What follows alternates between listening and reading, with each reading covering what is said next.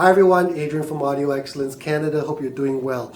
So we are going to raise money between now and the American Thanksgiving, which is November the 24th, for the Daily Bread Food Bank and the Salvation Army. So for the first time ever in our history, we actually have merch. All right, so we'll only have three t-shirt options, all black. All the money goes to the charities, all of it. And we match it. Buy a t-shirt, feed a family, and get an opportunity to win the new Magnepan LRS Plus. If you buy 3 t-shirts or more, you automatically get entered into the promotion. It's for a great cause. Please donate and help. Yes. Bye.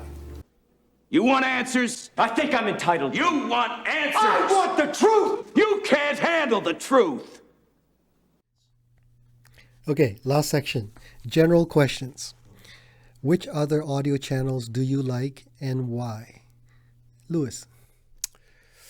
For some reason, Louis just watches cooking channels. He doesn't watch audio channels. For some reason, as Philip would say, a love-hate relationship with Steve Guttenberg.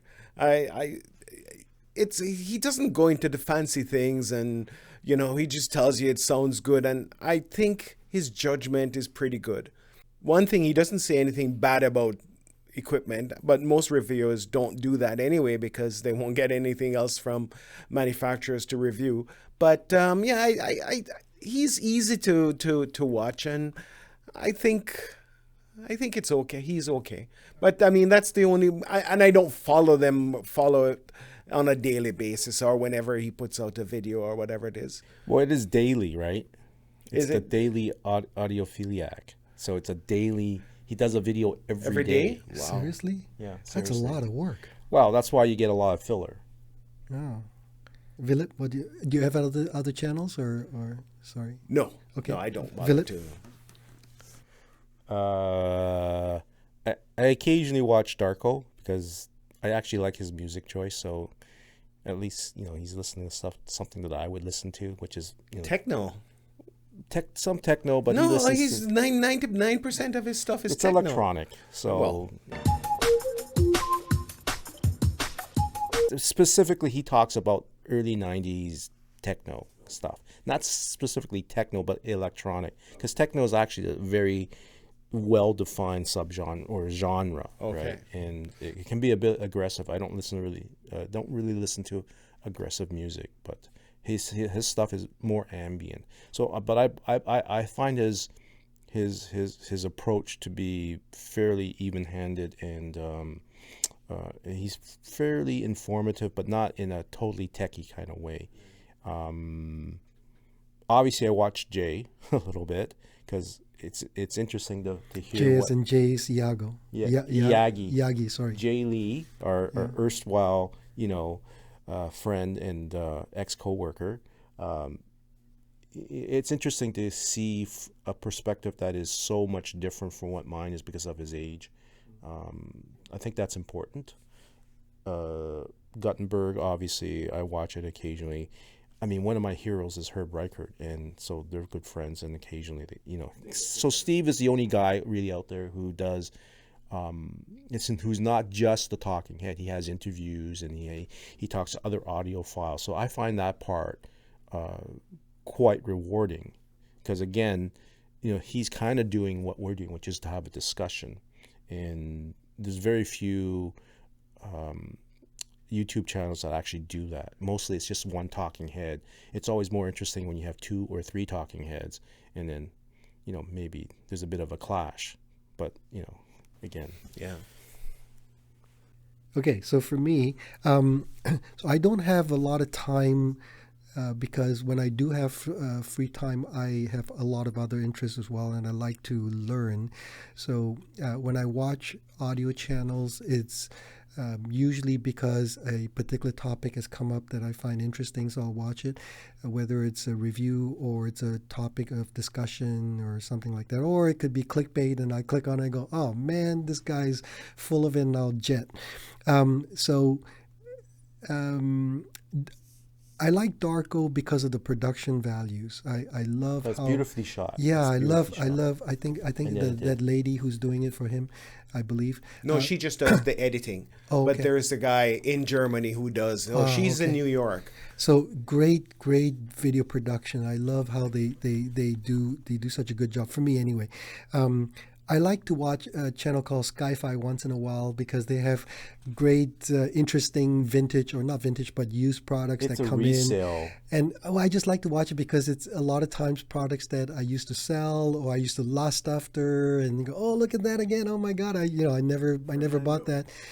So that's kind of interesting. And if I were in the area, I would love to go visit one day just to see all this old stuff. And Sky High Prices, it's called. Where is it located? I don't know. New Jersey. I would love to visit. Andrew Robinson, I like to watch from time to time because he will review a wide variety of products and sometimes Don't not you just find audio. him a bit smarmy? No, I enjoy watching I it. find that he's like teaching you an English lesson. His speech is so perfect, I just can't get over it. I like it. I like how he covers a wide genre of products. I can't get through one of his videos. Really, I like it. Jay's Audio Lab, I like watching it again whenever something of interest comes up. So his recent number of videos have been his obsession now with Magico, and he's gone to visit the factory and so on. So it's kind of interesting. And part of why I find it interesting is that I don't know Jay. I've never spoken with him, but one of these days I'd love to connect with him. But from the little bit that I know, just watching the videos, it seems to me like he discovered this industry a few years ago, and he's been on this tear trying to find the ultimate audio system. And it kind of reminds me of what I was doing back when I was younger. I didn't have his resources, so to the limited ability that I could, I would chase similar kinds of things. But I remember quite clearly a few years into it, I suddenly realized that I was disillusioned because my brother, the dentist, came to visit and asked to play something, and I played it for him, and it sucked. It sucked big time. It was wonderful music, but it sucked so badly through this audiophile system that anybody at the time who was around would say, wow, that is an amazing system. But it sucked. And suddenly I had a Emperor Has No Clothes moment. I started thinking, if this is music that I care so much about and I cannot play it on this incredible system that I've assembled lovingly and taken hours and hours and days and setting up with cable risers, and yes, I was into all that kind of tweakery back then, then what is the point? And I remembered for months I was very depressed. And hopefully Jay never comes to that position, because that was very, very painful for me. Other channels, there's a very interesting channel that I catch from time to time. A gentleman's name is called Hans Bikusen. Yes. I'm so sorry if I Very butchered technical. your name. Just because he tends to cover in depth, especially with digital products, and I enjoy that in depth coverage. Of course, Jay's Iyagi. I like to catch up from time to time Mostly because I don't to get. find out if he slags us or not. Let's say I haven't seen him for we don't see each other regularly, but this is my way of keeping in touch with him and seeing what he's up to and so on. So it's good to know that he's doing well. GR Research, because I like to watch the gentleman take a pair of speakers, measure it, look at the measurements that he comes up with, and then with his tweaks to see what he does to improve it. But for me, the other interesting thing about YouTube, which I, to my regret for so many years, never realized, was that YouTube is a tremendous resource to find performances. Concerts that I never had a chance to go to, but now you can actually see it, or musicians who have passed away, and you can see them performing, and it's wonderful. And for those of you who have not been aware of this consciously, certainly there's something quite magical to listening to an audio system with just your ears, listening to an audio system. But when you can combine your visual with your hearing, in other words, to see a concert, even if it's through an audio system. The enjoyment for me is exponential. I'll give you an example. 3-4 years ago, I came across this pianist, and again, I'll butcher her name. Her name is Katya Bunaya-Tishvili. I think she's Russian, and she was playing one of my favorite pieces of piano, Franz Liszt's Liebestraum No. 3. And I have many copies of this particular piece of music, but she plays it quite differently. And when I heard her play, at first it was jarring because it was quite different than what I was used to. But then as she continued, I started to realize I was really falling in love with the way she played. It doesn't hurt that she's gorgeous, but it's just the way she played. Her interpretation was so beautiful. If you don't know this piece, please do yourself a favor. Find it. Liebestraum No. 3, Franz Liszt. If you don't fall in love with this piece of music, you are not human. It is gorgeous. It has beautiful melody. Franz Liszt made use of the full piano. You have soft to the point where it's so loud and dramatic and powerful. It has aching notes. I mean, I can't think of a better word to describe it. It's literally aching notes. Anyway, listen to it, see what you think. And then a few days ago on my playlist, YouTube recommended Arlo Guthrie live with Pete Seeger. Arlo Guthrie. Of course, I have Arlo Guthrie, but I hadn't seen this. And here he is doing I Can't Help Falling in Love with You, which is an old Elvis Presley piece of music. I click on it to watch it. And sure enough, it's a live concert that he did with Pete Seeger. And he's telling stories, and then he plays and it's his own interpretation, and it's beautiful. Sonically, it's terrible. So if you put it through an audio system, which is high resolution, you won't enjoy it. Thankfully, with our system, it actually would still be fine. It'd still be fine. Only the Macintosh, right? Stuff, but when you see it and then hear it at the same time, it's a whole new dimension of enjoyment. So I love YouTube channels for those reasons. I also like Professor of Rock and Rick Beato. Professor of Rock because he gets into stories of behind songs and bands and so on. He interviews them as well. And then Rick Beato has been doing quite a few interviews as well, but also he takes apart music, which I really enjoy. Anyway. Did you listen to or watch his video about the new Adele record? No. I heard I watched his analysis of it, and he's going on and on and on and on. He thinks it's super brilliant, and it's like, it's really good. But I listened to the song that he was specifically talking about, and I tried to listen for all the things that he mentioned. I didn't get any of it. I didn't think it was that is good. That song Love or something like that? Or whatever the first one was, because it was like almost like she has single voice with the piano, and he talked about the production and so forth and so forth and so forth. The issue with someone like Beato is that he clearly understands what it is all about, but he cannot translate it to the layperson easily. He's a musician. So in my experience, every time I talk to a musician, they hear things totally different from what I hear. Well, it's no different than audiophiles talking to the average person. Well, and they can't understand why we're obsessed. See, Christian is nodding his head. He There's cannot understand why we're obsessing over this nonsense. I mean, you're talking specifically about the difference between sonics and performance. So even with a little transistor radio, you can get performance. And even if the timing is not super, super exact, you can still get the gist of the performance and understand what's going on. That has nothing to do with sonics, really. Yeah, no. What I like about him, I'll give you an example. He did a teardown of Kiss from a Rose by Seal, right? One of my favorite songs.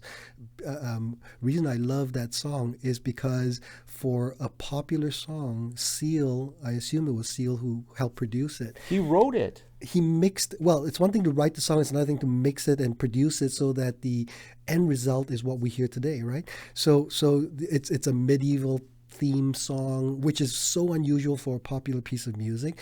And then he tears it apart track by track in terms of how Seal put this in over here, the vocal backing. And when you listen to the song, you hear it all as one mix. The complete picture, the tapestry is there. but you don't, unless you hear it over and over and over and over again, you don't hear the little minute details that went into such a great song and what made it so great. So when he tore it apart, I was really fascinated. I was walking my dogs. Typically, I walk them for 20, 30 minutes. I walked them for an hour just because I could listen to it and then listen to it again. And I would stop and go, oh, he's right. And I would listen to that part just so I could hear it, and it gave me great appreciation for the music. So the thing I gathered from, I watched that video, the thing I gathered from what Beato was saying is essentially Seal is not musically trained, and the way he structured the song and wrote it, it's not right. It's wrong. It's like it's got mistakes in it that no trained musician would do. But because he was able to go outside of that envelope, and his mind was able to connect with this something so beautiful, but not like, because no one would normally do that. And he created a sequence of notes that, although technically kind of like incorrect, but it is such a unique sound that it creates and makes this masterful, maybe that's why it's so beautiful, composition. Yeah. Okay, next question. I live in or outside of Ontario. Oh, I see. I live in blank, in other words, another country, or outside of Ontario, which is where you guys are. I love your channel and your knowledge and would love to support you. Can I buy from you? No, just send us money. Seriously, like cash in an envelope. 3 calls this week now from the U.S. Yeah, so the simple answer is most of the time, no. If it's new products, we have territorial agreements, so we're not allowed to ship outside of our territory. The only time that might be an exception is if you are in Canada, and your local dealer is very far away, or you don't work with your local dealer for whatever reason, you guys had a falling out or whatever it is, then yeah, get in touch with us. We'll clarify, make sure it's okay, and then we can try and help you. With used equipment, we can ship anywhere. Okay, next question. Why is high-end so expensive today? Well, we have to pay that guy. In God we trust, all others pay cash. You would have to work in any business today and to see why everything is so expensive. There's humongous inflation with food, transportation. There's no vehicles to buy these days. So just take a look at the economic situation worldwide. It's not just here or in audio, but it's everything. It's everything. So high-end might be like super, super, super high in pricing.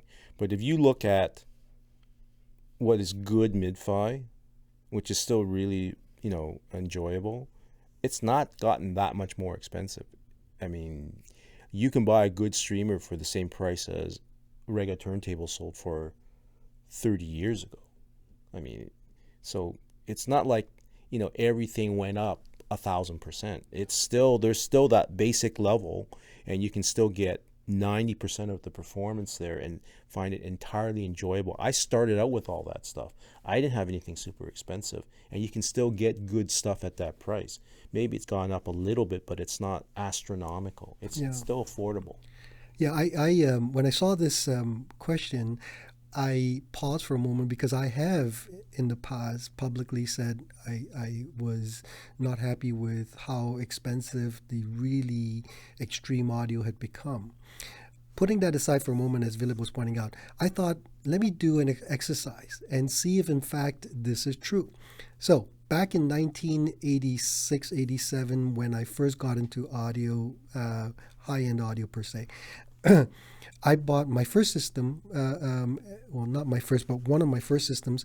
The amplifier was a Counterpoint SA12. Alex will try and find a picture of it. It's a hybrid amplifier, Counterpoint SA12, 1986, cost around $2,200. Today, by Canada inflation, according to Canada Inflation website, that would be $5,111. Now, in 1986, I was making $5 an hour. Okay. Oh, you put were that in making more than perspective. Minimum wage. Yes, slightly more. It was Quite a bit more. No, $4 an hour was minimum wage. $5 an hour. Now, today, A Parasound A21 Plus is $5,000, and it's a better amplifier. So not only is the Parasound less expensive relative to inflation, it's a much better amplifier. It would be much more reliable. It sounds great, has more power, etc. So that's the an counterpoints were known to blow up. Yeah. Here's another example. Infinity IRS 5. I had mentioned in previous videos that according to Absolute Sound way back when, this was the cat's meow. If you could afford it, this was the mythical Infinity IRS. You had to buy a pair if you could afford it. This was the best speaker in the world. Harry Pearson had a pair. All his other senior editors couldn't afford them, so they would buy the RS1Bs, right? Which I've owned. Back then, the IRS 5 was, I think, 40 to 50,000 Canadian. Today, according to the Canada Inflation website, that is $92,926 Canadian. Now, Paul McGowan, as many of you know, owned a pair of IRS 5s, and he may still own them. I don't know. Yes, he but does. yeah, he has done many videos about it. He's talked about it and so on. Paul McGowan says today, and of course he could be biased, but he says categorically that his new speaker, the FR30, is superior, and it's $28,500 US. So according to Paul, his new PS audio speakers are much, much better. Now some will argue, but I'm just pointing that out. My turntable at the time was a VPI HW19 Mark III with an Eminent Technology tone arm. I think it was a Grado cartridge as well. Without the cartridge, that setup was $4,000. Today, roughly $9,295.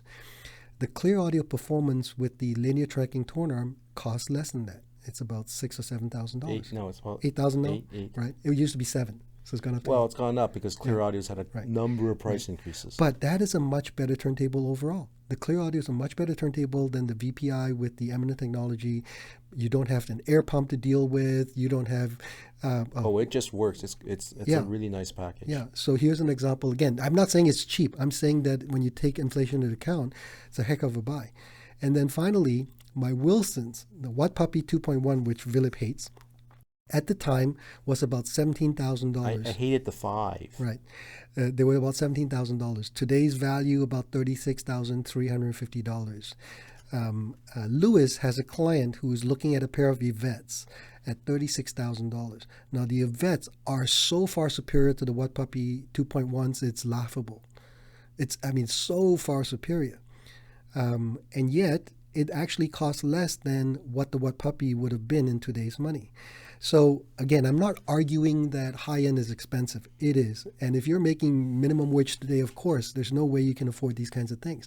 But as Villa pointed out, there's a lot of products today for the kind of money that you can buy, the Hifi Stream, Zen Stream, a lot of the Parasound products, the Hagel H95, the LRS, such great products. Just look at the Project Debut Pro, which isn't even their basic table. It's actually couple upgrades above their basic debut table, and it's $1,100. And I've paid $1,000 for a turntable back in the day that was probably not as good as what this thing is. Yeah, I think the Rega 3 back then was about $700 or $800. That's right. Right, and that was a basic piece of plinth with a glass platter, and the tone arm was very, very good. So the problem is that we tend to only see the really crazy stuff, and we forget to realize that there's a lot of really, really good products out there. And then, of course, you have the opportunity to buy pre-owned as well. And for a lot of our clients, we will recommend, when possible, buy pre-owned. It may give you much more for your money. So hopefully that helps. Occupation? Stand-up philosopher. What? Stand-up philosopher. I coalesce the vapor of human experience into a viable and logical comprehension. Oh, a bullshit artist. Okay, so that ends this very long segment of our video. We'll probably break it up into 3. So, but anyway, thanks for watching, guys. Please subscribe, turn on notification, join our social media if we have one. I think we have social media platforms. And I don't send know. us money. I have no idea what they are. Cash. Speaking of that, if you like our playlist, Philip has one. I have one. Philip's is $20. Mine is $10. Donate to your favorite charity. Email to info@audioexcellence, the receipt, and we'll send you a link. And I know Lewis is working on his Well, playlist. Lewis will have a playlist as soon as he learns how to use his computer. All right, guys. Thanks for watching. We'll see you again next time. Take care. Bye-bye.